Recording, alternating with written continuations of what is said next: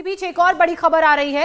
Kyiv के बाहर रूसी सेना की घेराबंदी पर पेंटागन ने दावा किया है। रूसी फौज की गाड़ियां कीचड़ में फंस गई हैं, यह पेंटागन का दावा है। रूसी सेना का जो फ्यूल सप्लाई है वो भी खत्म हो गया है। फ्यूल सप्लाई खत्म होने की वजह से रूसी सेना वहीं पर खड़ी है, आगे बढ़ नहीं पा रही है। यह पेंटागन की तरफ से दावा किया गया है। अगर बात ऐसी है तो जाहिर सी बात है जो पीछे से लोग आ रहे होंगे वो शायद इनके लिए सप्लाई का भी बंदोबस्त करके आ रहे होंगे। अगर ये वही 60-65 किलोमीटर वाला लंबा काफिला है तो मुश्किल रूसी सेना के लिए यहां पर भी बनी हुई है। और ऐसे में कीव के पास कुछ और दिन का वक्त, कुछ और दिन की मोहलत। अमित, देखिए ये जो बता रहे हैं कि अब पेंटागन की ओर से कहा जा रहा है, ठीक है, पेंटागन के पास तो लगातार कह रहे हैं ना, रियल टाइम इंफॉर्मेशन वो दे रहे हैं।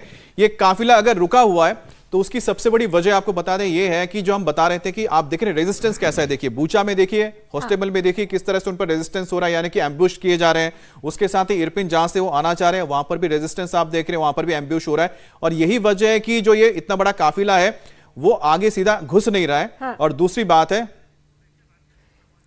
और आपको बताएं दूसरी बात यह भी है कि हमने बहुत सारी तस्वीरें देखी थी जहां पर हमने देखा कि ऐसा यह भी हो रहा है कि कई जगहों पे आप देखिए, खैरसों में हमने तस्वीरें दिखाई, कुछ एक इलाकों में लड़ाई हो रही है, वहां पर हो सकता है गाड़ियां खराब हो गई है, जो भी खत्म हो गया गाड़ियां छोड़ के जा रहे हैं। लेकिन यह बात सही है कि उनको जो सप्लाई होनी है, लेकिन कम से कम नॉर्थ एक्सिस से उनको कोई दिक्कत नहीं है। ये जो काफिला हम देख रहे हैं ये नॉर्थ एक्सिस यानी कि बेलारूस की ओर से आ रही है, यहां पर उनको सप्लाई लाइन की कोई दिक्कत नहीं होगी। और लगातार पेंटागन की तरफ से ये दावा किया जा रहा है। जनरल राकेश भी हमारे साथ इस वक्त मौजूद हैं, सीधे उनका रुख करते हैं। सर, ये जो पेंटागन की तरफ से दावा किया जा रहा है, क्या इस दावे को हम सच्चा माने या फिर इसे साइकोलॉजिकल वॉरफेयर का हिस्सा माने? और अगर ये दावा सच्चा है तो आपको क्या लगता है कि वापस रीसप्लाई में कितना टाइम लगेगा? धन्यवाद मेरे को बुलाने के लिए। आपका सवाल जायज है। सबसे पहली बात मैं कहना चाहूंगा कि लड़ाई के दौरान में सबसे बड़ी चीज होती है झूठ बोलना।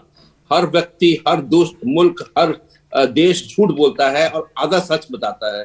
सो एक्चुअल जो सच है ये बाद में जब उसकी विश्लेषण किया जाता है तब पता चलता है। अभी बोलना कि वो कॉन्वॉय जो है पिछले 5 दिनों से 6 दिनों से पेट्रोल के लिए रुका हुआ है, ये बिल्कुल जायज नहीं है। ऐसा कुछ नहीं है कि जो लॉजिस्टिक्स उसको पूरा ना किया जा सके। तो मेरे विचार में कुछ सिमुलेशन है, कुछ पुरानी फोटोग्राफ्स हैं, कुछ नई है, कुछ एक्चुअल है। इन सबको सम्मिलित करके एक कहानी बनाई जा रही है। उस कहानी पे तुरंत हमको पूरा विश्वास करने की आवश्यकता नहीं है। ये जो भी आ रहे हैं विजुअल्स, कल परसों एक विजुअल आया था जिसका बाद में प्रूव हो गया कि ये इनका सिमुलेशन था, एक्सरसाइज का सिमुलेशन की कॉपी। एक मिग की लड़ाई सुखोई के साथ वो उन्होंने पुराना सिमुलेशन लेकर और इन्होंने यहाँ पे ट्विटर में डाल दिया।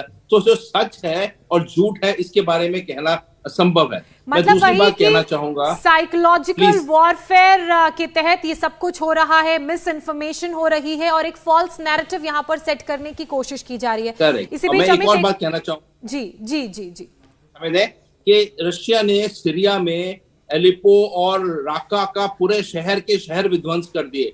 रशिया के पास इतनी ताकत है कि कीव और खार्किव और ये जो भी शहर है वो अपनी ताकत से ही डिस्ट्रॉय कर सकते हैं, पर ये एक उन्होंने अभी तक नहीं किया है। ये आज 10 सर आपने बहुत ही सही पॉइंट दिया और बहुत अच्छा एग्जांपल आपने दिया है कि किस तरह से जब सीरिया में उस तरह से आप तबाह करके अपने कंट्रोल में कर सकते तो यहां भी आप कर ही सकते थे। इंडिया टीवी हर वक्त हर जगह डाउनलोड करने के लिए सर्च करें India TV news Google play store या ऐप स्टोर पर।